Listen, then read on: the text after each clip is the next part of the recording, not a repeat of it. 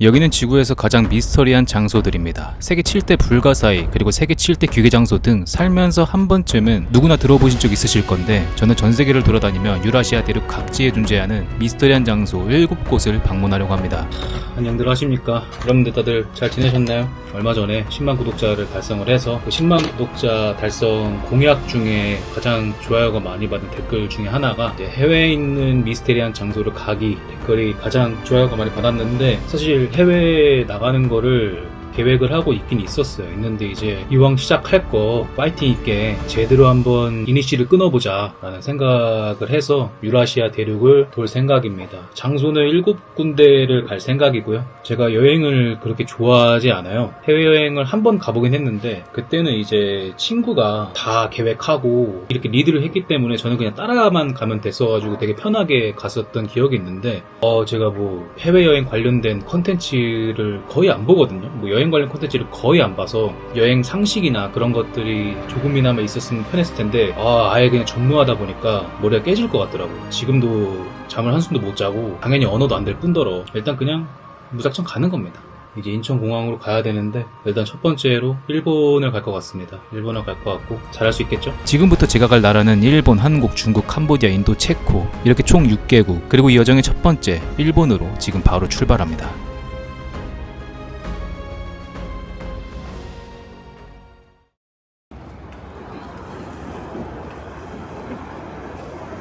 지금 막 나가사키역에 도착을 했는데, 여기 나가사키역에 제가 온 이유는 그 하시마섬 아시죠? 일본의 군함도 거기를 들어가려고 했는데 오늘 날씨가 비가 왔거든요? 한국에도 비가 왔고 일본에도 비가 왔는데, 그래서 그런지 지금 벼랑이 떴다고 전날에 미리 예약을 해놨는데, 그래가지고 지금 일단은 그 선박 주변으로 가가지고 내일 나가는 거 한번 여쭤보려고. 근데 일본이 생각보다 한국이랑 많이 다르구나. 좀 약간 일본 영화 보고 있는 느낌이에요.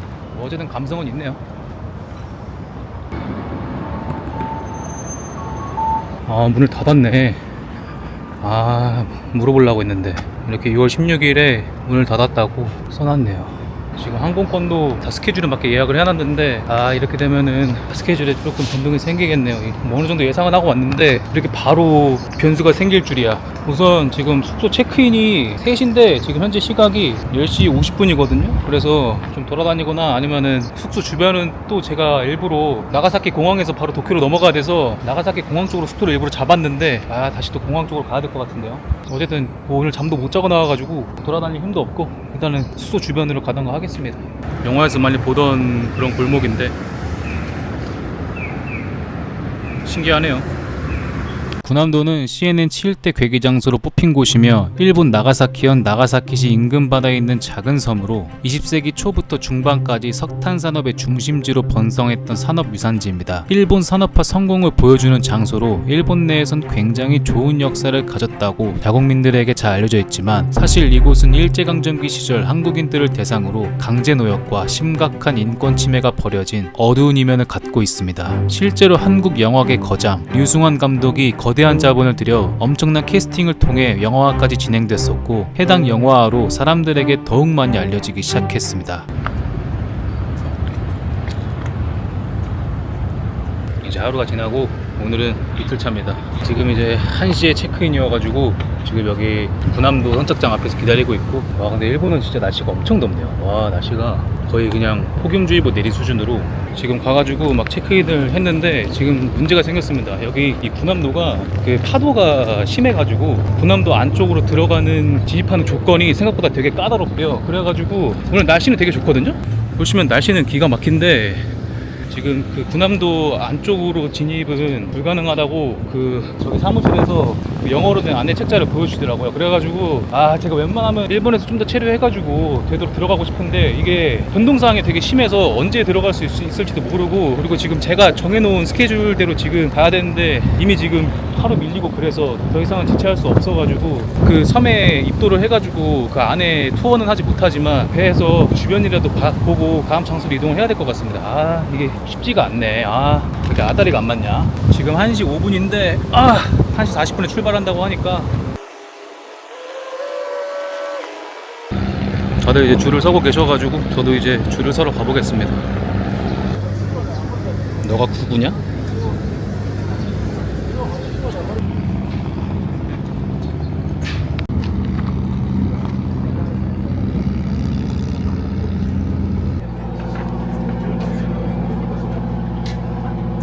군함도에 배를 타고 들어가면서 볼 수 있는 그 유명한 일본의 이지스함과 미쓰비시 중공업을 볼 수 있습니다. 일본의 대표적인 재벌 그룹 중 하나로 다양한 산업 분야에 걸쳐 있는 수십 개의 독립된 기업들로 이루어진 연합체입니다. 그 정도로 거대한 규모의 미쓰비시 그룹이고 일본 GDP의 10% 이상에 해당되는 경제 규모를 형성하고 있습니다. 하지만 미쓰비시는 한국인들을 강제징용시킨 회사이며 2차 세계대전 중 타카시마와 군함도 이 두 장소에서 강제징용 그리고 전쟁 물자 생산으로 전범 기업으로 지목됐지만 아무런 피드백이 오지 않고 있고, 이 때문에 일본 국민들은 군함도의 어두운 이면을 전혀 모르고 있는 사람이 대부분이라고 합니다. 실제로 투어가 진행되면서 조선인 강제징용에 대한 언급은 전혀 없고 미쓰비시 찬양 안내만 계속 방송됩니다. 그리고 군함도를 들어가기 전 타카시마라는 섬에 먼저 들리는데 이 섬을 시작으로 산업이 발전해 군함도까지 확장됐다고 생각하시면 됩니다.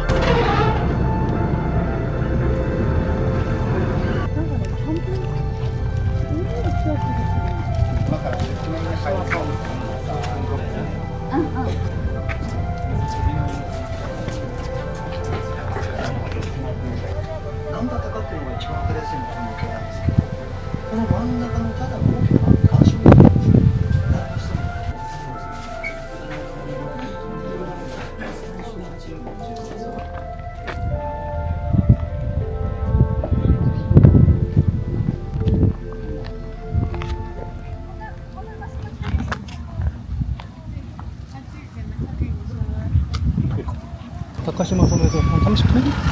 그 정도 지금 군함도에 관해서 간단하게 뭐 얘기를 하고, 그리고 여기 탄광 전체적인 박물관 보고 군함도 쪽으로 3시 5분에 출발하는 것 같습니다. 저는 지금 볼 거 다 봤고 딱 찔 거 없어가지고 지금 배로 가고 있습니다.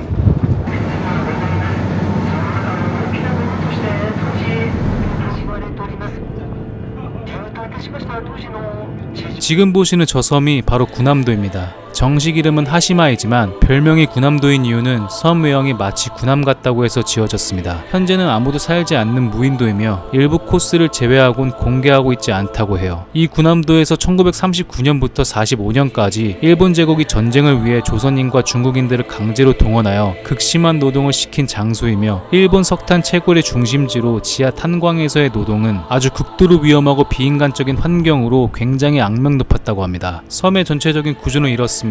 섬 외곽에 있는 방파제 및 부두, 보이는 두꺼운 콘크리트 구조물은 방파제 역할로 해일과 태풍을 막기 위해 매우 견고하게 설계됐으며 동쪽 끝부분에 여객선 저반 부두가 보존되어 있으며 현재 관광객의 입도 지점입니다. 노동자들과 관리자 등 약 5,000명 이상이 사용했던 주거동, 방은 굉장히 협소했고 그 많은 인원이 공동 화장실과 세면장을 이용했고, 이곳은 학교 및 공공시설 아파트와 가까운 구역에 위치해 있으며 5층 규모로 운동장은 건물 옥상에 있었다고 합니다. 그리고 섬 중앙부에 위치한 광산 관련 시설, 지하 1000m까지 이어지는 수직 그리고 수평갱도가 존재했으며 특히 지하로 내려가는 엘리베이터는 606m까지 내려가는데 이게 얼마나 협소했냐면 벽이나 천장이 없고 난간만 존재하는 엘리베이터였다고 합니다. 엘리베이터를 타는 것만으로 엄청난 공포였으며 실제로 노동자 중 너무 무서워서 오줌을 지리는 사람도 있었다고 합니다. 그리고 노동 조건은 더 열악했는데 606m로 내려와서 경사 45에서 60도의 거의 낭떠러지 수준의 갱도를 안전장치 없이 일렬로 고무줄을 묶어 1000m까지 내려갔다고 합니다. 이렇게 군함도 한 해에 캐낸 석탄만 무려 41만 톤. 이 때문에 얼마나 많은 사람들이 이곳에 투입됐는지 예상이 되실 겁니다. 이렇게 1925년부터 45년까지 조선인 사망자는 122명이라고 전해지는데 집계 정보와 별개로 아마 훨씬 더 많은 희생자가 있을 거라고 합니다. 일본은 이 군함도를 2015년 유네스코 세계유산에 등재를 신청했고 당연히 우리나라는 거세게 반발했고,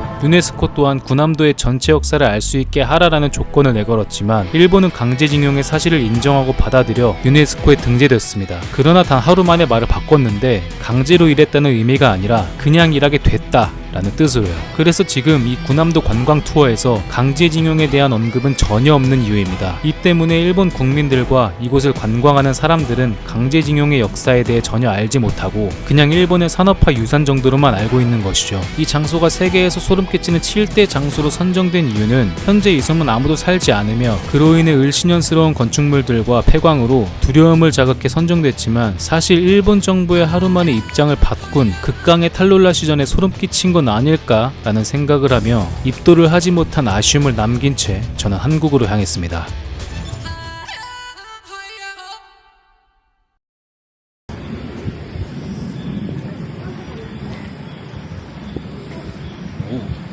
여기는 이제 마이산 탑사라는 곳인데, 여기가 CNN이 선정한 한국에서 가장 아름다운 사찰 할 정도로 유명한 탑사인 것 같습니다. 그리고 또 한국의 불가사의한 장소 중에 또 하나로 꼽혀가지고 지금 이곳에 왔는데, 여기 지금 앞에 이렇게 돌탑들이 있는데 이게 이제 100년 동안 무너지지 않아서 불가사의한 장소라고 합니다. 여기가 한국에.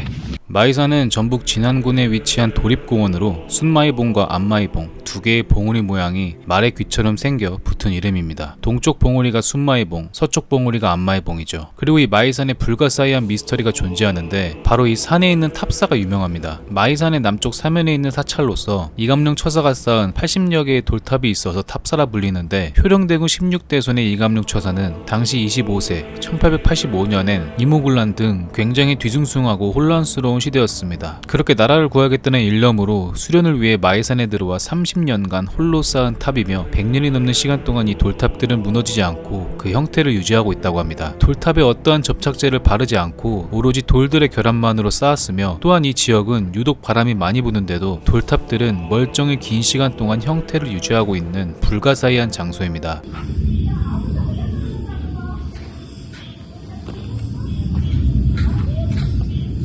여기 이렇게 공자승 모양들도 있고 코끼리도 있네요.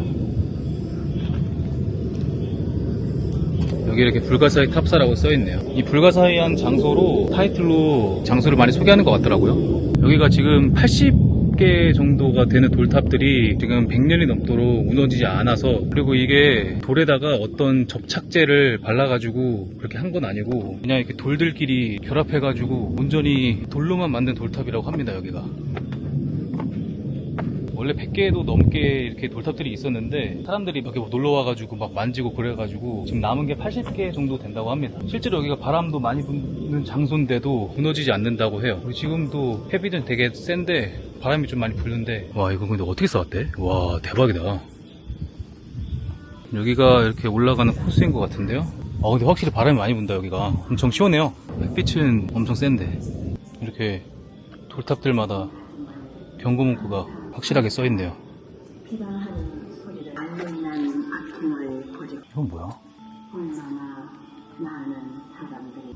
물 마시지 말라네요. 왜지?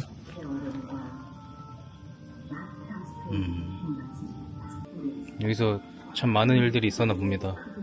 돌탑 말고도 이 탑사에 숨겨진 미스터리가 또 하나 존재하는데, 겨울에는 사찰 정화수 그릇에서 엿고드름이라 불리는 독특한 형상의 고드름이 아래에서 위로 자라납니다. 일반 고드름과 달리 아래 바닥에서 얼어 위를 향하죠. 그리고 그 크기는 30cm 이상 자라기도 한다고 전해집니다. 실제로 원불교에 해당 기록이 있을 만큼 이 엿고드름은 오래전부터 신비로운 현상으로 여겨지고 있습니다. 이렇게 엿고드름이 생기는 동굴이 일부 존재하며 그 생성 원인은 위에서 떨어지는 물방울이 쌓여 생기는 현상인데, 탑사에서 생기는 엿고드름의 방식은 이와 전혀 다릅니다. 담아놓은 물이 바닥부터 얼기 시작하고 부피가 팽창하면서 위로 솟아 엿고드름이 만들어집니다. 그리고 이런 방식이 인위적으로 만든 게 아닌 자연 상태에서 충족하려면 꽤나 많은 조건들이 결합해야 하는데, 정말 우연처럼 탑사의 환경은 해당 조건이랑 일치하기 때문에 자연적으로 엿고드름이 생긴다고 합니다. 실제로 여기가 터가 좋아가지고 약간 기운을 받으러 많이들 오신다고 하는데, 확실히 바람도 많이 불고 선선하니, 그리고 경관도 좋으니 기운이 좋은 것 같긴 합니다. 와, 이거 진짜 대박이네.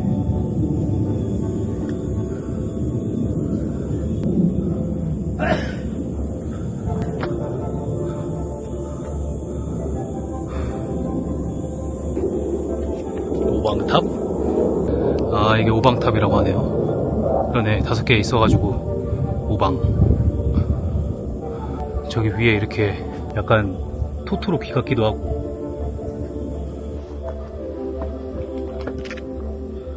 이건 진짜 봐도 말이 안 되는 것 같습니다. 마이산의 돌탑과 엿고드름처럼 쉽게 보기 힘든 불가사의로 인해 마이산 탑사는 CNN이 선정한 한국에서 가장 아름다운 사찰 중 하나로 꼽힙니다. 또한 이 장소에 숨겨진 미스터리도 아직까지 풀리지 않은 채 미스터리의 대상으로 여겨지고 있다 전해지죠. 이 탑사 말고도 마이산이 탄생하는 과정도 꽤나 신기한데, 아주 옛날 현재 마이산 위치 진안분지에 거대한 지각변동이 일어났고, 이때 호수 아래에 있는 퇴적층이 쌓아 올라 현재의 바위산이 됐습니다. 실제로 마이산 정상엔 어류의 화석이 발견되기도 해 옛날엔 최초에는 마이산이 호수였음을 증명하고 있죠. 또한 마이산을 남쪽에서 보면 폭격을 맞은 듯 또 뭔가 파먹은 것처럼 움푹 파인 자국들이 보이는데 해당 지역은 타포니 지형으로 오랜 시간 풍화를 겪으며 생기는 지형이라고 합니다. 그리고 이 크기는 마이산이 세계에서 가장 큰 규모라고 전해지죠. 때문에 마이산은 지질학적, 역사적, 그리고 신비한 자연 현상까지 한국의 불가사의한 장소로 동시에 아주 중요한 문화유산으로 여겨지고 있습니다. 그리고 이제 한국을 떠나 중국으로 이동합니다.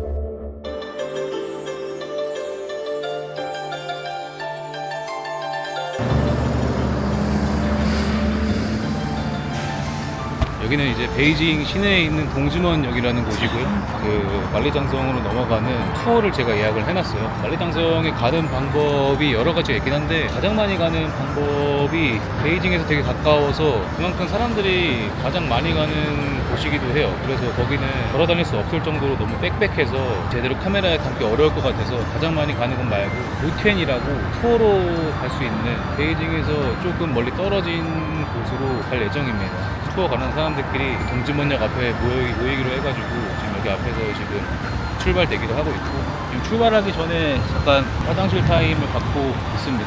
그리고 제가 아침에 늦잠을 자가지고 모자를 쓰고 있는 점 양해 부탁드리겠습니다. 너무 피곤하네요. 만리장성은 중국 북방을 따라 길게 이어지는 고대방어 성벽으로 세계에서 가장 유명한 역사적 건축물 중 하나이자 중세시대 7대 불가사의 중 하나입니다. 만리라는 이름처럼 매우 길고 웅장하며 중국의 역사, 문화, 군사 모든 것을 포함한 대표적인 상징물이죠. 흉노족이나 몽골족과 같은 북방 유목민족의 침략을 막기 위해 기원전 221년 춘추 전국시대에 이 만리장성이 건설되기 시작했으며 진시황이 최초로 통일 후 원래 있던 북방의 장성들을 적절히 연결하고 보수 작업을 거쳐 후대 왕조에 의해 확장 보수되어 최초로 만리장성이라고 불릴 만한 거대 장벽이 만들어졌습니다. 만리장성 관광 구간은 베이징에서 가장 가깝고 유명해 사람들이 가장 많이 가는 팔달령, 그리고 짧은 거리로 가볍게 방문할 수 있는 모전역 구간 중 만리장성이 가장 잘 보존된 구간인 무테니, 이렇게 세 가지 존재하며 저는 무테니 구간으로 방문하기로 했습니다.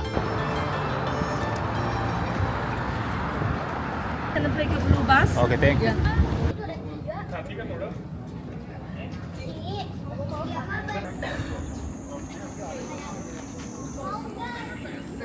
지금 이제 도착을 해가지고 티켓 나눠주고 간단한 설명한 다음에 자유투를 시작하면 될 것 같습니다. 일단 제가 가는 1번 코스가 가장 긴 코스인데 거기가 따로 티켓을 내지 않고 몇 번으로 드나드는 것 같아요. 일단은 지도를 봐야 돼서 지도 있는 쪽으로 가보겠습니다.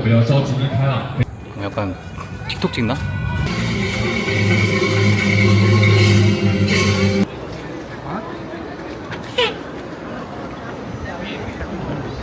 아니 여기 무테니는 사람이 많이 없다고 해가지고 일부러 일로 예약해서 온 건데 지금 사람 많은데요? 와, 이거 걸어 올라갔으면 죽었을 것 같은데요? 이 만리장성은 몇천 년의 시간이 흐르고 전 세계적으로 아주 유명한 유적지이기 때문에 민담이나 도시전설 같은 수많은 미스터리들이 존재하는데, 그중 대표적인 우주에서 보인다는 도시전설, 그리고 시체로 만들었다는 장성, 또 비밀통로 존재설, 이 세 가지 모두 사실이 아니거나 확인된 바가 없다고 전해집니다. 그리고 수많은 미스터리가 존재하는 인물, 진시황과 깊게 연관된 건축물이다 보니 괴담이나 전설이 더욱 극대화되고 있습니다. 만리장성이 상식적으로 접근할 수 있는 건물이 아니다 보니 이런 불가사의한 부분이 굉장히 많은데, 사실 이 만리장성이 지어지게 된 이유를 살펴보려면 중국이라는 나라를 먼저 살펴볼 필요가 있습니다. 중국인들은 예로부터 성벽이라는 것을 정착지와 문명의 필수 요소라고 생각해왔기 때문입니다. 이런 세계관이 극대화되어 한 세계 전체를 장벽으로 둘러싸버리자는 아이디어가 탄생된 것이죠. 그렇게 2000년 동안 계속되어 만들어진 결과물이 바로 만리장성입니다. 하지만 기능적인 역할이 아예 배제된 것은 아니었고, 중국은 예로부터 가을만 되면 나타나는 북방의 야만인들이 항상 골칫거리였는데, 이 문제가 더욱 커지면서 이 장성에 대한 필요성이 국민들의 세계관과 시너지를 일으켜 만리장성이라는 거대한 아이덴티티가 탄생할 수 있었습니다. 와, 사람 많은 거 보세요. 여기 쭉 따라가지고 저길로 쭉 가는 것 같습니다. 여기가 그 1번 코스인 걸로 아는데 일로 한번 가보겠습니다. 일로 가는 게 맞나? 야, 겁나 높네. Hello. Hello. 야. 야, 여기 무테니가 이 정도면은 거기 사람들이 많이 가는 그곳으로 갔으면 거의 뭐 들어가지도 못했겠네. 와, 떨어지면 그냥 즉사 아니야? 보면은 외국인도 많은데 중국인도 굉장히 많네요. 거의 반반인 것 같습니다. 와, 사람 존나 많아. 아, 여기 뭔가 전망대가 있나 보네. 对，这边儿都开那个便宜了。工作人员就 생각보다 별거 없는데? 빠져나가. 1楼。 저기 저 멀리 쪽으로 가면은 사람이 아예 없는 것 같거든요? 그냥 아싸리 저쪽으로 쭉 가버리겠습니다. 사람 없는 곳으로. 아이고, 경사보소. 특징은 그냥 주변에 이런 식으로 싹 다 산이고, 그리고 이 장성밖에 없습니다. 이게 그냥 쭉 이어져 있는 것 같아요. 일단은 갈 수 있는 데까지 쭉 가보겠습니다. 점점 사람이 없어지네. 여기 무티니 장성이 장성들 중에 가장 현재까지도 잘 복원되어 있다고 하는 그 장성인데, 그 이유를 알 것 같습니다. 여기가 그나마 사람들이 제일 적고, 다른 곳은 사람 너무 많은 곳은 그만큼 약간 훼손이나 파손도 많이 됐을 것 같아요. 사람들 많이 지나다니면서. 점점 안쪽으로 들어오니까 사람도 많이 없네요. 저기 초입 쪽에만 사람이 많고, 제가 가는 지금 이 1번 코스가 체력적으로 많이 제일 부담이 된다고 하는 코스인데 아직까지 괜찮습니다. 근데 시원하다. 여기서 인생샷을 많이들 건지시는 것 같네요. 한 가지 확실한 건 만리장성 유산소 13타치입니다. 실제로 여기 아래에서 저런 간식거리랑 물을 사와야 되는 이유가 여기 위에서 파는 가격은 5배 이상을 받는다고 합니다. 그래도 많이 왔네. 제가 아까 저기서부터 온 것 같은데. 줄을 서야 되는 것 같은데. 上去了，上去了，走啊！ 여기가 피날레인가 보군. 와, 겁나 높네. 지금 화면으로 보시기에는 경사가 그렇게 높아 보이진 않거든요. 근데 경사가 어느 정도냐면 한 70도? 그 정도라고 보시면 될 것 같아요. 给那个，给那个，啊，给那个。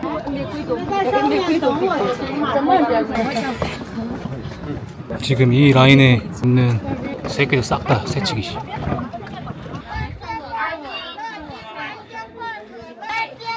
여기 위로는 못 가게 막아놨네요. 저기 있는 저 포토 스팟이 굉장히 유명하다고 해서 저기서 사진 찍으려고 이렇게 다 줄 서는 것 같습니다. 여기가 새치기 한 놈들. 아유. 내려가는 것도 이렇게 줄 서서 내려가야 됩니다. 안 그러면 너무 경사가 가팔라서 위험하고, 그래서 이런 식으로 사고가 날 수도 있다는 거. 이 사람도 새치기입니다. 이 사람. 대박 나시기 바랍니다.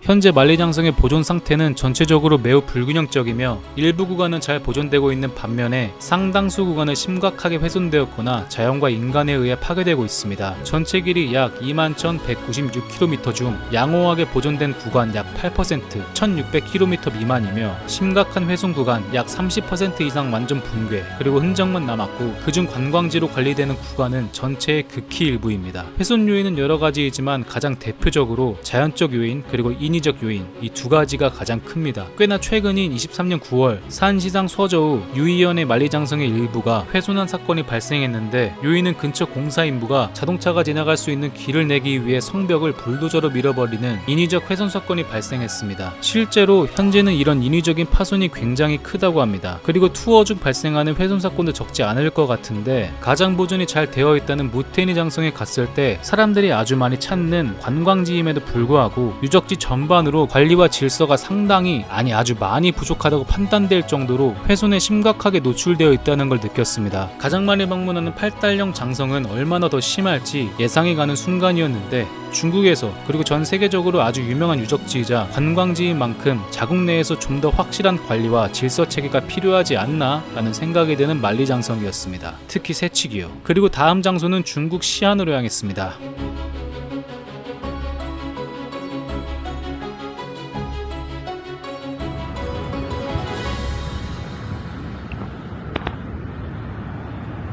지금 이제 병마용으로 넘어가려고 하거든요. 근데 여기 시안이 택시비가 싸가지고 저거 택시 아니네. 오늘은 택시를 타고 이동을 하려고 합니다. 여기 시안은 그래도 조금 시원하네. 베이징은 너무 덥더라고요. 거기는 막 날씨가 막 35도 막 이렇게 넘어가가지고 너무 더웠는데 여기는 그래도 조금 선선하니 괜찮네요.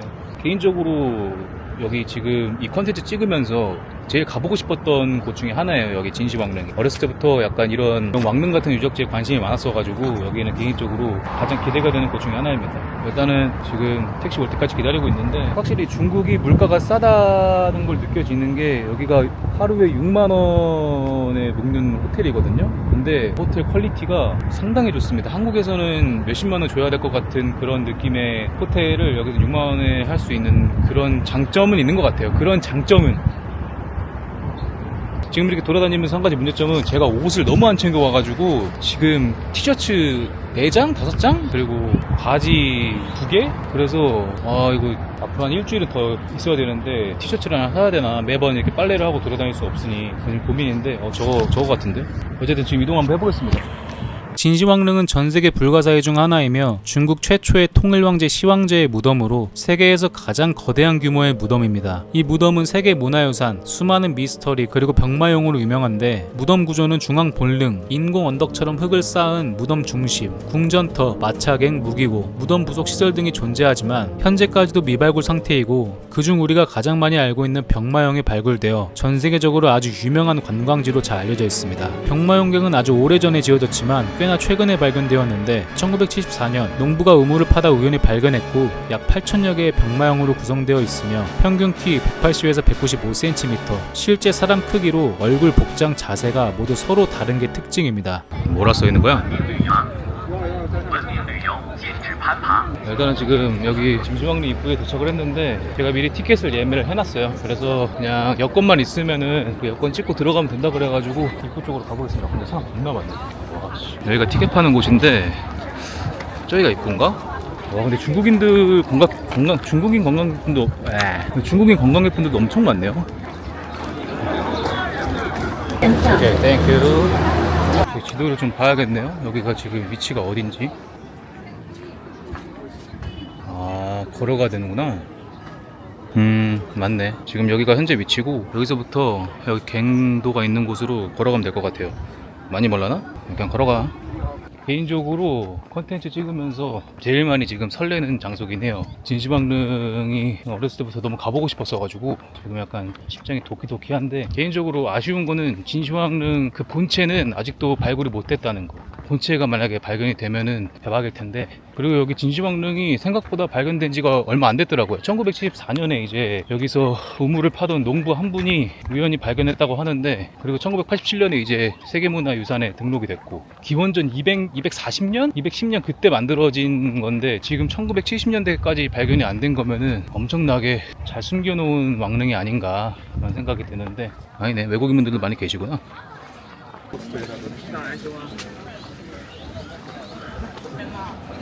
오늘 그래도 햇빛이 없어서 다행이네. 어제 진짜 거의 그냥 니알 사막 그 자체였거든요. 그래가지고 지금 팔도 완전하게 익어버렸고.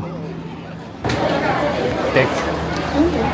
제가 영어를 아예 못하는데 no. 표지판에 기본적인 영어라도 있으면은 알아듣기 편할 텐데 뭐 아무것도 없어가지고 이게 정말 불편한 것 같아요. 중국은 여기랑 가운데랑 다 순서인 것 같은데 샤우팅을 아주 그냥 시원하게 질러버리시네.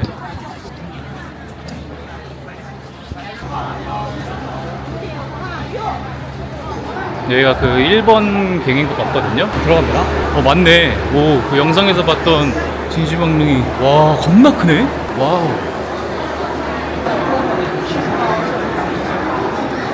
이거구나.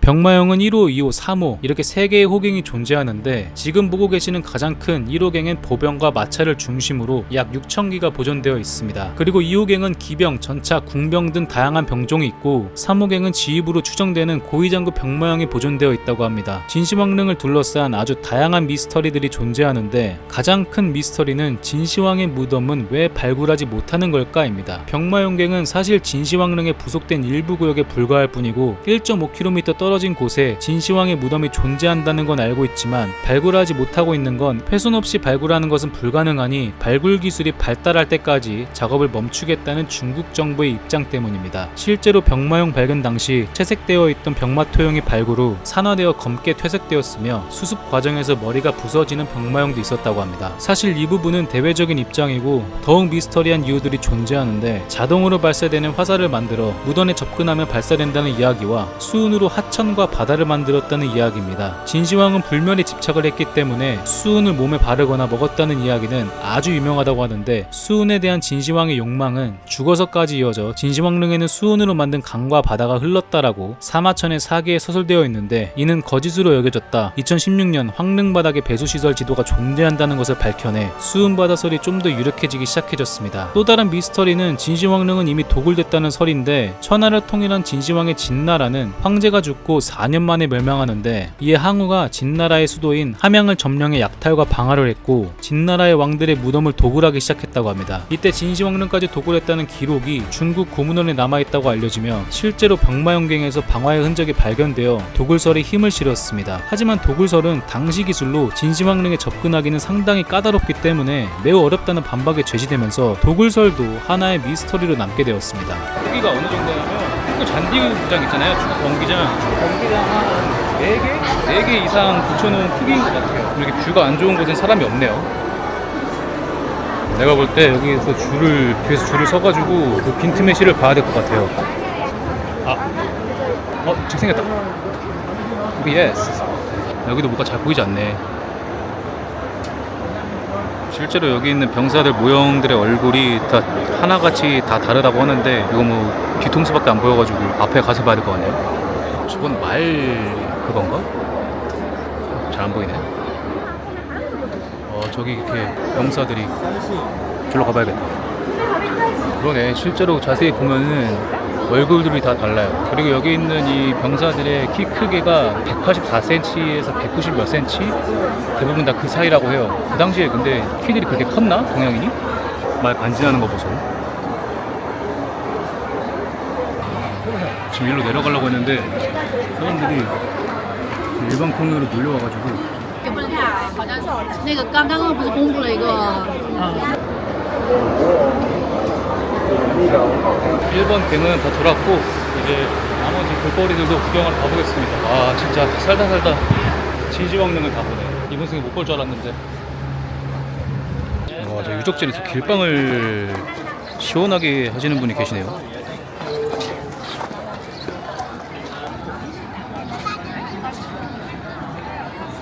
이번 갱에는 그래도 사람이 한적하네요.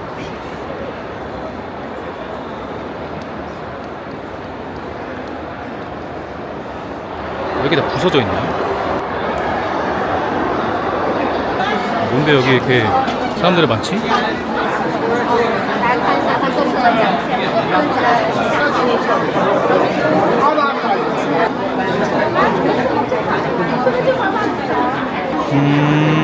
이 사진 속에 있는 이 병마형이 무관 또는 장교급 병사로 추정된다고 합니다. 간부급이라는 거겠죠? 그러니까 이렇게 사람들이 찍고 있는 것 같은데.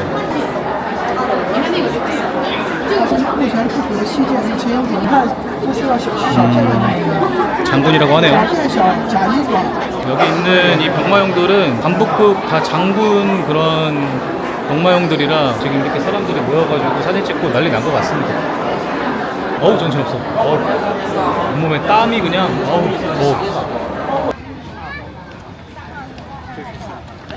여기는 이번 갱이랑 다르게 병마용들이 잘 보존이 되어 있네요.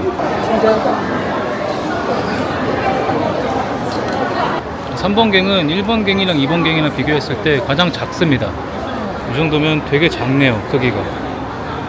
확실히 궁금하긴 해요. 여기 일부만 이렇게 지금 발굴이 된 거고 전체적으로 다 발굴이 되면 크기가 얼마나 클지 개인적으로 많이 궁금하기도 해요. 추가적으로 발굴이 된다면 한번 다시 어쨌든 갱은 다 돌았고 뭐 또 볼 게 있나? 진시황릉의 발견은 세계 7대 불가사의에서 8대 불가사의라는 워딩으로 바뀔 만큼 큰 파급을 불러일으킨 불가사의한 장소입니다. 또한 문화적 가치도 상당해 1987년에 유네스코에 등재도 되었죠. 하지만 진시황릉에 또 하나의 미스터리가 존재하는데 실제 기록에 진시황릉이 완공된 후 무덤의 비밀을 지키기 위해 작업에 동원된 70만 명의 노예들과 장인, 후궁까지 모두 진시황릉에 가둬버렸다고 합니다. 한 사람의 무덤으로 인해 수십만 명이 희생당한 것이죠. 실제로 이게 사실일 가능성이 있어 보물보다 유골이 훨씬 더 많을 것이라 예상해 발굴하지 않는 것이다 라는 의견도 있습니다. 이처럼 진시황을 둘러싼 수많은 미스터리들이 아직까지 풀리지 않은 채 미궁 속으로 남아있는 것 같습니다. 그렇게 중국에서의 여정이 끝나고 저는 이제 캄보디아로 향합니다. 여러분들 어떻게 영상 잘 보고 계신가요? 저는 이제 다녀온 지 조금 됐습니다. 한 일주일 정도 됐고 오늘도 잠깐 돈 좀 벌고 가겠습니다. 이거는 이제 웨볼이라는 제품이고요. 우리가 이제 근육 이완할 때 보통 그 피로를 풀어주려고 마그네슘을 많이 먹잖아요. 근데 이 제품은 섭취하는 게 아니라 그냥 분사형으로 바디미스트 제품입니다. 그냥 이런 식으로 슉 뿌리면 돼요. 저도 이제 해외 나가 있으면서 운동을 계속 못했는데 돌아오고 나서 운동을 다시 시작하니까 근육통이 너무 심하더라고요. 그래서 이 웹을 제품으로 몸에 이런 식으로 뿌려주면서 운동 끝나고 일주일 동안 이렇게 한 번씩 뿌려줬는데 일단 가장 좋았던 거는 섭취가 아니라 이런 식으로 분사형으로 사용할 수 있는 게 너무 좋더라고요. 저는 이제 뭐 알약이나 뭐 이런 거 영양제 같은 거 일일이 챙겨 먹는 걸 되게 귀찮아하는 스타일인데 이거는 그냥 습관적으로 한 번씩 그냥 이렇게 뿌리면 돼서 너무 편했습니다. 그리고 무엇보다 근육통이 뿌리고 안 뿌리고 차이가 좀 커요. 뭐 저는 운동 때문에 생긴 근육통이긴 한데 평소에 이제 근육이 자주 뭉치시거나 자주 뻐근하신 부위가 있으시면 그 부위에다가 한 번씩 이렇게 뿌려주면서 관리하면 되게 좋을 것 같습니다. 그리고 또 피로 해소랑 혈액순환 개선에도 도움이 많이 된다고 해요. 그리고 이게 약산성 저자극 포뮬러로 인체에 적용 시험이 완료됐고 보습이랑 진정 효과도 있어서 민감한 피부에도 안심하고 사용할 수 있습니다. 개인차에 따라가지고 뿌리면은 한 번씩 이렇게 따끔거릴 수 있는데 그게 이제 마그네슘이 빠르게 흡수하는 과정이라고 해요. 이것 조금 신기했는데 스프레이 쓰거나 이러면은 이게 돌리다가 걸리는 지점이 있거든요. 그래서 이렇게 잘 안 뿌려지는 경우도 있었는데 이거는 그냥 360도 어느 위치에서는 되게 간편하게 분사가 됩니다. 이런 식으로 만사가 가능하다. 그리고 보통 약품 냄새가 날 거라고 예상을 많이 하실 텐데 이거는 자극적인 파스 냄새 그런 거 안 나고 거의 무향에 가까운 은은한 향만 납니다. 냄새도 그냥 바디미스트 냄새라고 생각하시면 될 것 같아요. 화장품 냄새. 이렇게 간편하게 들고 다니면서 평소에 자주 뭉치거나 몸이 자주 뻐근하신 부위가 있으시면 이런 식으로 한 번씩 뿌리면서 간편하고 어디서든 편하게 관리할 수 있는 이 웨블 마그네슘 바디미스트 들어가셔서 한번 구경해 보시면 좋을 것 같습니다.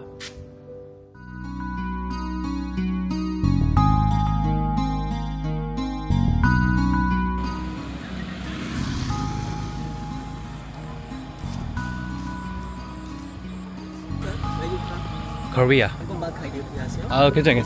괜찮아요.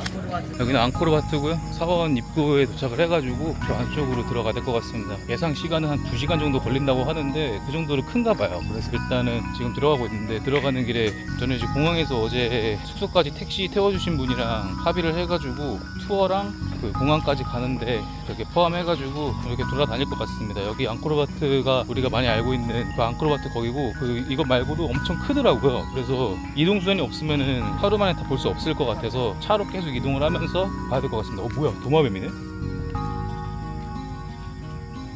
여기가 그 앙코르와트 사원인 것 같은데 와우, 얼핏 봐도 엄청 크네요. 앙코르와트는 캄보디아에 위치한 세계 최대의 종교 사원이자 세계 7대 불가사의 중 하나입니다. 이곳은 802년부터 15세기 중반까지 현재의 캄보디아를 중심으로 동남아시아에서 가장 강력했던 고대 제국 크메르 제국이 건설한 곳으로 천상 세계를 지상에 표현하기 위해 건설되었다고 합니다. 때문에 앙코르와트 건축물은 예술의 정점을 보여주는 상징적인 유산으로 현대 건축 전문가들 사이에서도 엄청난 호평을 받고 있습니다. 그리고 지금 들리는 브금과 같이 앙코르와트가 왠지 모를 익숙함이 느껴지시는 분들도 계실 텐데 그 이유는 메이플스토리 슬리피우드 지역이 실제로 앙코르와트를 모티브로 제작되어 메이플스토리 해보신 분들은 익숙하실 수도 있습니다. 앙코르와트를 포함한 이 사원 일대의 규모는 이렇습니다. 그중 앙코르와트, 앙코르톰, 타프롬 세 가지 앙코르 유적이 가장 메인이며 실제로 스몰 서킷으로 관광객들이 가장 관람을 많이 하는 코스라고 합니다. 입구에 무슨 이게 뭔 동물이야? 머리가 없는 것 같은데? 와우, 엄청 이쁘네. 와, 물이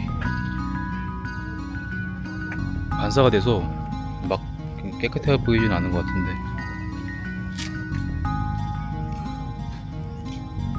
와우. 와, 엄청 이쁘다. 아직 갈 곳이 2개 정도 더 남았는데 여기 앙코르와트가 제가 지금까지 다녀왔던 곳 중에 압도적인 1등입니다. 엄청 이쁘대요. 지금 약간 그림 보고 있는 것 같아요. 여기 다 보려면 2시간 정도 걸린다고 하는데 모르겠어요. 제가 걸음이 조금 빨라가지고 조금 일찍 돌 것 같긴 한데 일단 안쪽으로 들어가 보겠습니다. 와우. 여기 안에 설계도인 것 같은데 아무게 사진 찍어주신다는 분들이 많네. 저는 사진이 필요가 없어서 괜찮습니다. 무슨 향 냄새가 나는 것 같고, 아, 안에 들어가면은 엄청 넓구나. 야, 건물 간지나는 거 보소. 아, 보소하지 말랬는데. 한국인 분들인 것 같네요. 덥네. 엄청 덥다.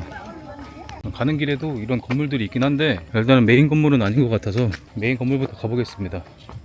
실제로 여기 앙코르와트가 일출이 엄청 이뻐가지고 일출 투어로도 많이 오신다고 합니다. 아침에 이제 해 뜨기 직전에 여기 와가지고 그 일출 투어를 보신다고 해요. 저도 사진으로 봤는데 확실히 엄청 멋있더라고요. 저긴 뭐야, 시장인가?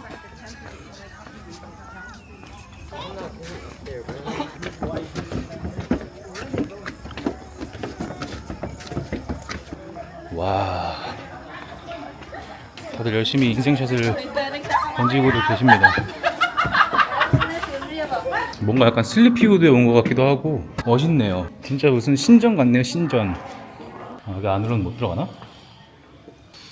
이게 사진에서 봤던 그 건물인 것 같은데 앙코르와트는 500년이 넘는 시간 동안 역사 속으로 잊혀진 시기가 있었는데 때문에 긴 시간 동안 유령 도시로 남아있게 됐습니다. 이 앙코르와트가 다시 세상에 알려지게 된 계기는 1860년 프랑스 생물학자 앙리 무어라는 인물 때문입니다. 당시 앙코르와트를 둘러싼 수많은 미스터리들이 존재했는데 정글 깊숙한 곳에 있는 유령 도시의 전설이 캄보디아 원주민들 사이에서 유명해 접근하는 사람이 없었고 그 소문은 수백 년 전 머리가 7인 뱀을 신으로 모시는 종족들이 거대한 도시를 세웠는데 반란이 일어나 당시 약 100만 명이 몰살되어 영혼만 남아있는 유령도시라는 소문 때문입니다. 하지만 앙리무어는 그저 괴담으로 여기고 깊은 정글로 들어가 앙코르와트를 발견할 수 있었습니다. 사실 이러한 괴담보다도 더 미스터리한 건 건물의 건축 방식이었는데 어떠한 접착제나 보조재료 없이 오로지 결함만으로 만든 방식이었습니다. 그래서 외계인이 만들었다는 괴담도 존재했죠. 그리고 주변은 정글인데 돌은 어디서 갖고 왔느냐에 대한 미스터리도 존재했습니다.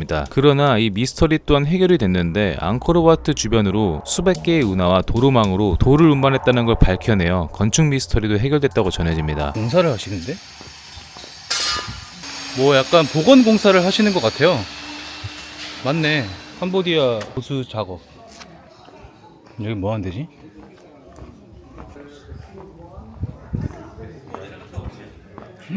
근데 이거 어떻게 지었대? 제가 지금 여기 있는데 거의 다 돌았네요. 2시간까지는 안 걸릴 것 같고 이쪽으로 나가면 될 것 같은데 여기 안으로 한번 들어가 볼까? 이렇게 크게 한 바퀴 쭉 이어져 있는 것 같은데요.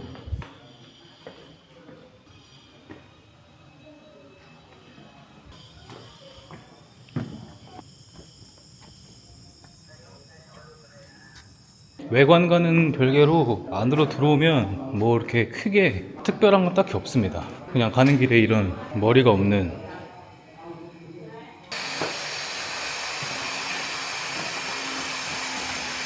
여기 앞에도 아까 공사하던 거기고 뭐 똑같아서 일로 나가겠습니다. 와, 계단 보소.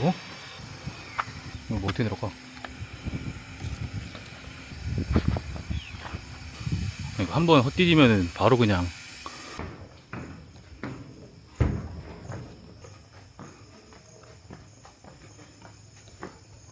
크긴 한데 제가 예상했던 것만큼 막 엄청 크지는 않은 것 같아요. 여기는 아까 제가 봤던 시장인 것 같은데. Excuse me? No. I'm okay. 크게 특별한 건 없고 여기도 그냥 시장인 것 같습니다.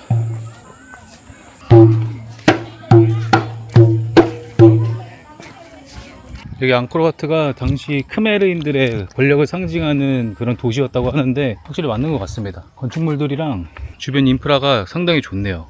이거 물 빠져나가라고 디테일 보소. 뭐야, 내 다리 왜 이래?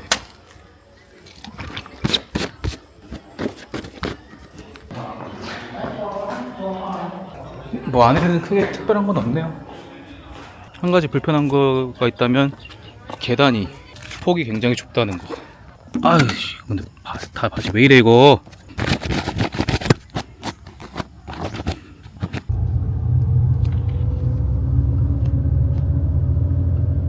여기가 이제 앙코르바트 옆에 있는 두 번째 사원이고요.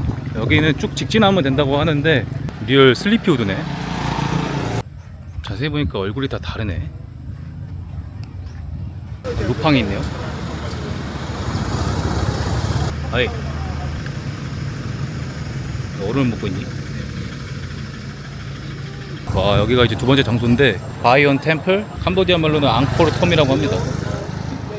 여기도 다 돌아보려면 1시간 정도 걸린다고 하는데 그 정도로 꽤 규모가 큰 것 같습니다. 와, 간지 보소. 미쳤네.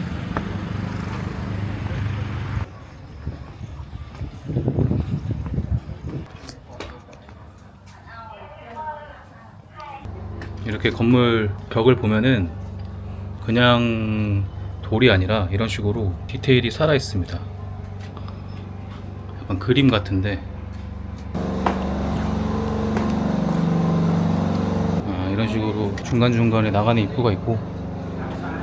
여기는 왜 이렇게 어둡냐? 구조가 많이 복잡하네. 가는 곳마다 이런 게 한 개씩 있는데 이게 뭔지는 모르겠습니다. 뭔 냄새지 이게? 뒤쪽으로 나오면 이렇게 돼 있네요. 와, 저기 가운데 저 건물을 올라가 보고 싶은데 지금 못 올라가게 막아놔서 궁금하긴 하네요. 한 6, 7층 높이 정도 되는 것 같은데, 전반적으로 뭐 일단 이쁘고 건물이 멋있고 웅장하고 그런 건 기본이고, 뭔가 약간 초록버섯, 꿀버섯 잡아야 될 것 같은 느낌이 드네요. 멋있다.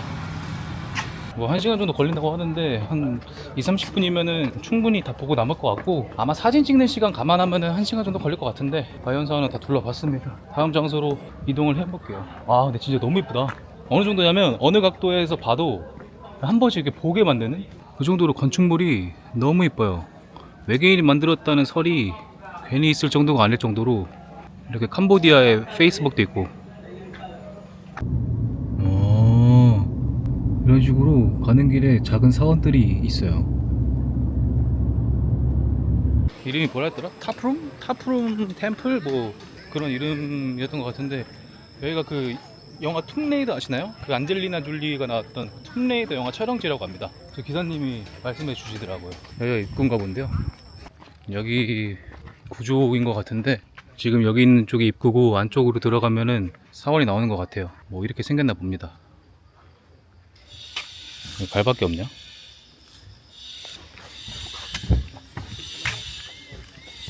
이렇게 계속 복원 작업을 계속 하시네.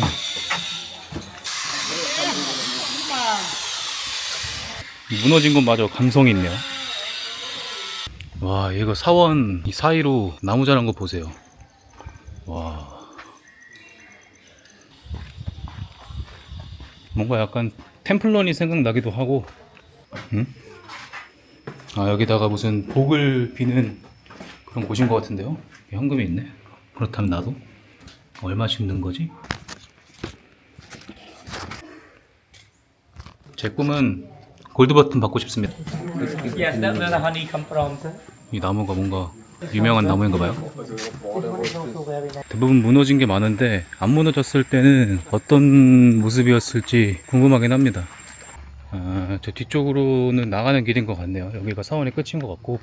근데 확실히 세계 사원을 다 돌아보고 느낀 건데, 세계 사원들마다 뭔가 약간 위치적 특성이나 여러 가지 부분이 각자 다 개성이 있습니다. 앙코르와트는 앙코르와트의 개성이 있고, 아까 저기 바이온 사원도 거기만의 개성이 있고, 여기 사원도 여기만의 개성이 있습니다. 여기는 진짜 산속에 있어서 그런지 진짜 찐 사원 같은 느낌이 들어요.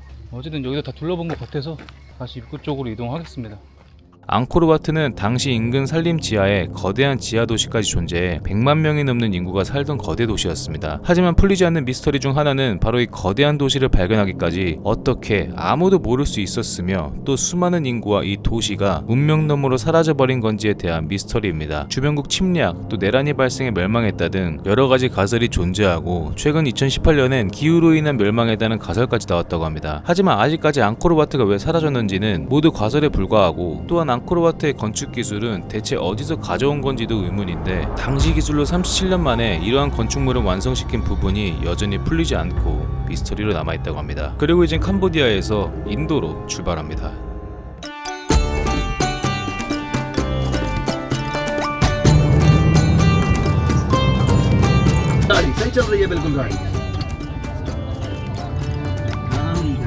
지금 이제 여기 타지마을 입구에 도착을 해가지고 지금 여기 티켓 부스에서 티켓을 사고 있습니다. 원래 지금 제가 여기까지 이동하는데 투어를 불렀는데 가이드가 따라 붙어야 돼요. 그게 이제 필수 옵션 중에 하나인데 저는 이제 이 타지마을은 혼자 보고 싶다고 해가지고 타지마을은 혼자 들어가서 촬영하고 나온 것 같습니다. 저기 있는 저분이 제 가이드분인데 저분이 지금 티켓을 사고 나오시는 것 같아요. Yeah, thank you.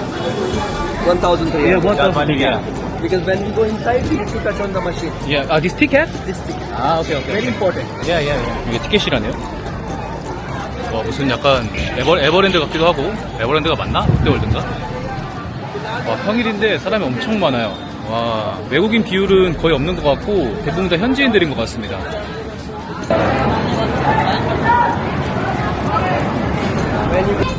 아, 여기가 타지마을인가 보네. 아, so many people. So many people. Yeah. Yes, it's busy. Wow, yeah, very busy. 여기가 이제 타지마을 저 안쪽으로 들어가는 입구인 것 같고 문이 엄청 큽니다. 와. 센터 라인. Line is started from the center of the south gate Yeah. and it goes till the Queen's tomb. 아. Queen is inside and this is very good point for picture. 자, 안쪽으로 들어가 볼게요. 저기 안쪽까지 들어가는데 원래는 여기가 1,100루피인데 건물 안에 들어가는 것까지 구매를 해가지고 제가 1,300루피 입장권을 샀거든요. 아직까지 특징은 외국인들보다 현지인들이 훨씬 많습니다. 알아보니까 현지인들도 되게 많이 오는 곳이라고 하더라고요. 타지마을이. 가이드 괜찮다고 했는데 계속 따라와 주시네. 뭔가 약간 부담스러운데. 타지마을은 세계 7대 불가사의 중 하나이며 세계에서 가장 아름다운 건축물에 뽑힐 정도로 굉장히 아름다운 무덤입니다. 타지마을이 만들어지게 된 계기는 무굴 제국의 제5대 황제인 샤자한이 그의 세 번째 아내 뭄타지마을을 지극히 사랑했는데 1631년 뭄타지마을은 14번째 아이를 낳다 세상을 떠나게 됩니다. 이에 큰 시리에 빠진 샤자한은 그녀를 위한 세상에서 가장 아름다운 무덤을 짓겠다고 결심하는데 그렇게 22년간의 대공사로 2만 명 이상의 인부, 예술가, 기술자들이 동원되어 세계에서 가장 아름다운 무덤 타지마을이 탄생하게 됩니다. 타지마을의 건축 기법은 전형적인 무굴 건축 양식과 페르시아, 이슬람, 인도 양식이 융합되어 디자인됐고 놀라운 점은 건물 전체가 완벽한 대칭을 이루며 중심돔은 높이 약 73m, 4개의 첨탑은 약간 바깥쪽으로 기울어져 있어 지진이 나도 본체를 덮치지 않도록 설계되어 있습니다. 또한 건물 외벽은 순백색 대리석을 사용했고 이 대리석은 인도 라자스탄에서 무려 300km 이상 떨어진 마크라나 광산에서 가져왔는데 여기다 22년 동안 매일 2만 명 이상의 인부까지 동원되어 타지마을을 완성하기까지 천문학적인 금액이 들었다고 전해집니다. 이 장관이 카메라에 담길지 모르겠는데 와, 약간 상상을 초월합니다. 와우. 사진 안 찍어주셔야 되는데 계속 찍어주시네. 이게 보니까 여기가 현지인들은 가격이 되게 싸거든요. 여기 입장료가 현지인들한테 엄청 싸가지고 그냥 이렇게 공원같이 이런 식으로 쉴 수 있는 장소로도 될 수 있어서 그래서 이렇게 현지인분들도 여기서 많이 계시는 것 같습니다. 와. Shah Jahan had 3 wives. Do you have sunglasses? 노 선글라스 이런 신발 커버를 받았는데 이 신발 커버를 쓰고 저 안쪽으로 들어가야 되는 것 같아요. 와, 이거는 카메라에 안 남길 것 같은데 진짜 말도 안 됩니다. 말도 안 돼요.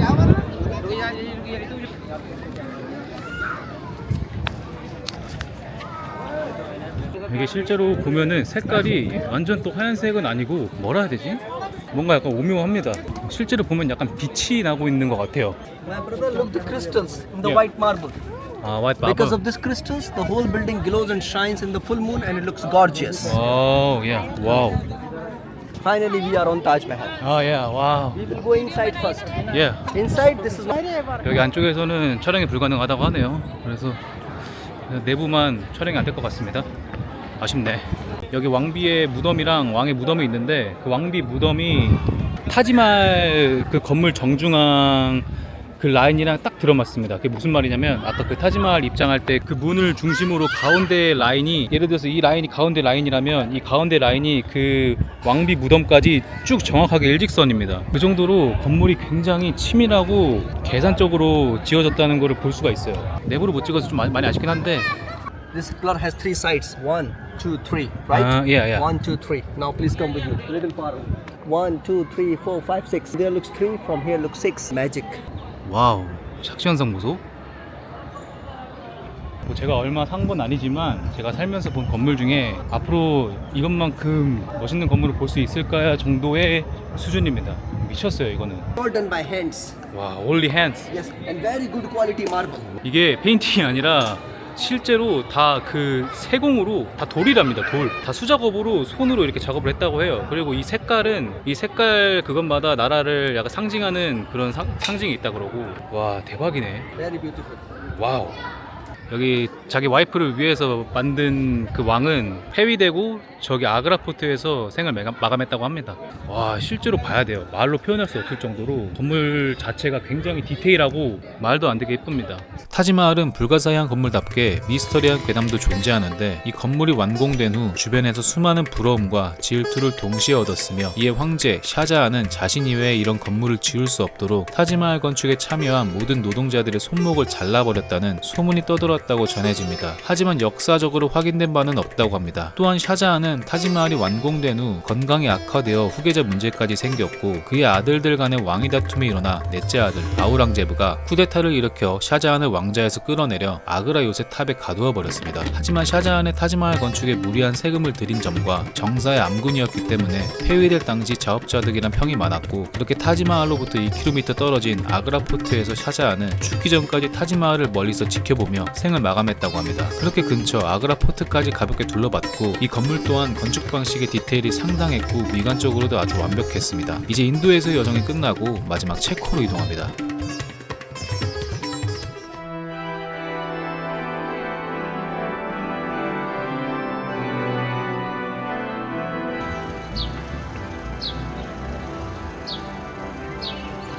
여긴가?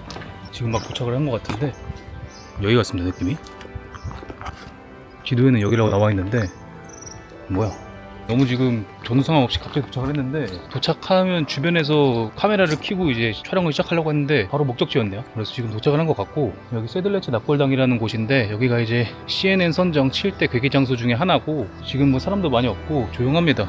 뭐 왜 자꾸 꺼지냐? 체코 쿠트나우라에 위치한 세들레츠 납골당은 CNN 선정 7대 소름 끼치는 장소로 꼽히며 이곳엔 4만 명 이상의 인골이 있고 그중 약 1만 명분의 인간뼈로 예배당 장식을 하고 있습니다. 현재까지도 해골들이 계속 더해지고 있으며 입장료와 신자들의 기부금으로 운영되고 있다고 전해집니다. 실제 인골이 사용되고 있는 장소이다 보니 단백질 썩는 악취가 약간 난다고 합니다. 세들레츠 납골당에 이렇게 많은 유골이 묻히게 된 시작은 13세기 말 1278년 보헤미아 왕의 명으로 파견된 세들레츠 수도원의 수도원장 헨리는 성지 예루살렘을 방문하게 됐고 그는 예루살렘에서 가져온 거룩한 흙 한 줌을 세들레츠 묘지에 뿌리게 되는데 이후 사람들은 이곳을 거룩한 땅이라 여겨 죽기 전 이곳에 묻히는 것을 영광으로 여기게 됩니다. 이 때문에 14세기 흑사병과 15세기 후스 전쟁으로 수많은 시신이 이곳에 매장되면서 무려 4만 명 이상의 유골이 이 세들레츠 납골당에 쌓이게 됐습니다. 시간이 흐르면서 이 묘지는 감당할 수 없을 정도로 포화 상태가 됐고 1511년 수도사 한 명이 지하실에 유골들을 정리해 쌓기 시작해 이때부터 세들레츠는 단순한 납골당이 아닌 뼈의 성소로서 변화했습니다. 그래서 지금 현재 세들레츠 납골당이 존재하게 됐습니다.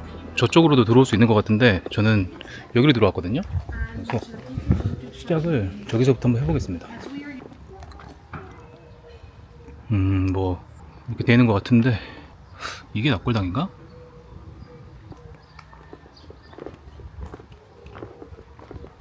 보시면 이렇게 무덤들이 엄청 많습니다. 여기 실제로 4만 명의 시신이 묻혀 있다고 하는데 그 정도로 쿠트나우라 마을 자체가 프라하에서 조금 떨어져 있기도 하고 관광객들이나 현지인들밖에 안 사는 그런 곳이라 굉장히 조용합니다. 그래서 뭔가 약간 말할 때도 조용조용하게 되네요. 생각보다 규모가 되게 작아가지고 주변으로는 이런 무덤들밖에 없어가지고 안으로 들어가야 될 것 같은데 안에는 촬영 금지인 걸로 알고 있거든요. 그래서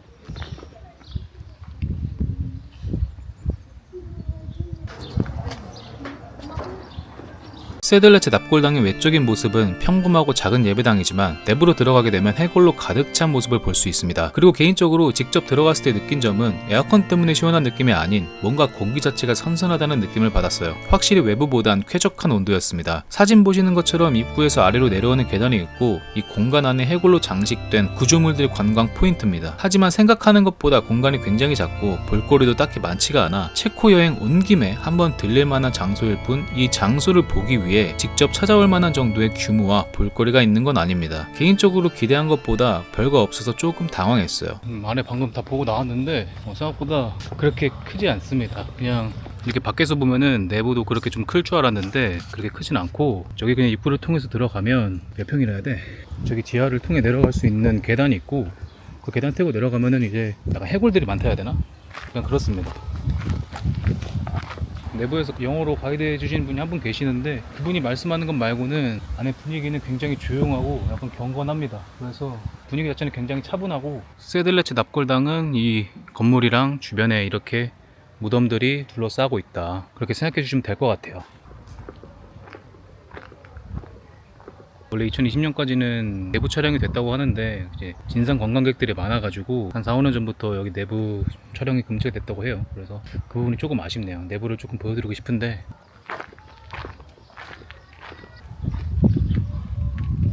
아 여기도 납골당이랑 연결되는 뭐 그런 것 같은데요?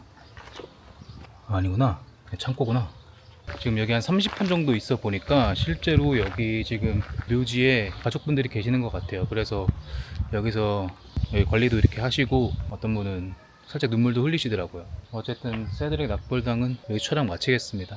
제가 장소 위주로 설명을 하는 영상이다 보니까 각각의 나라마다 약간 특징이나 영상에 담지를 않았는데 체코 굉장히 좋습니다. 조용하고, 제가 환승하는 국가 포함해가지고 총 9국가? 그 정도 들린 것 같은데, 확실히 왜 유럽 하는지 알 것 같아요. 여기 체코가 실제로 세계 2차 세계대전 피해를 가장 적게 받은 나라 중에 하나이기도 해가지고 그 유럽의 고전 그런 건축물들이나 그런 것들이 많이 보존되고 있다고 해요. 그래서 도시가 굉장히 이쁩니다. 전체적으로 프라하도 그렇고 쿠트나우라도 그렇고 건물들이 예전에 영화에서나 보던 그런 그림들이 눈앞에 계속 펼쳐지네요. 그렇게 저는 지난 15일간 경유국가 포함 총 9국가 일본, 한국, 중국, 캄보디아, 베트남, 인도, 폴란드, 체코, 핀란드를 거쳐 드디어 마침내 한국으로 돌아갑니다.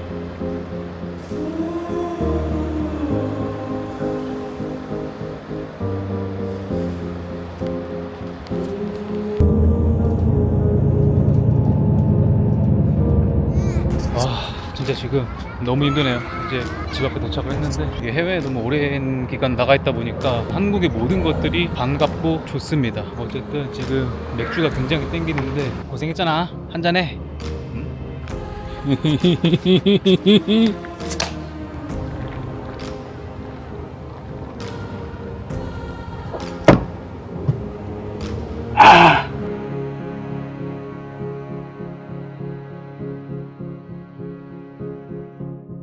준비기간 7일, 촬영기간 15일, 편집기간 8일, 약 한 달 동안 걸린 세계 일주 컨텐츠 촬영을 마치고 느낀 점은 해외에 나간다는 것 자체만으로 엄청난 수고로움과 결심이 필요하다는 걸 제대로 느꼈습니다. 여행은 그저 소비라고만 생각해 다소 부정적인 시각으로만 바라봤었는데, 새로운 환경, 문화, 언어 모든 부분에서 어찌 보면 몰랐던 내 모습을 발견할 수도, 또 자국의 익숙함과 획일화에서 벗어나 새로운 관점과 시각을 경험하는 것만으로 여행은 큰 자극과 견문을 높일 수 있는 하나의 포인트가 될 수 있는 것 같습니다.